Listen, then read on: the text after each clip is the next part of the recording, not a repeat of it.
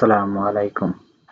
আজকে আমরা জানবো কোনো ধরনের সফটওয়্যার ইনস্টল ছাড়াই ল্যাপটপ কিংবা পিসিকে কিভাবে স্ক্যান করা যায়। তাহলে প্রথমে আমরা উইন্ডোজ প্লাস আর বাটনে ক্লিক করি, তারপর এখানে MRT লিখে ওকে দেই। তারপর এরকম একটা উইন্ডো ওপেন হবে, এখানে আমরা ইয়েস দেব, লোড নিচ্ছে। তারপর এরকম একটা ইন্টারফেস আসবে, এখানে আমরা নেক্সট করে দেব। তারপরে যে এখানে লেখা আছে ফুল স্ক্যান, আমরা এটা ক্লিক করে তারপর নেক্সট করে দেব। এভাবেই পুরো কম্পিউটারটা স্ক্যান নেবে।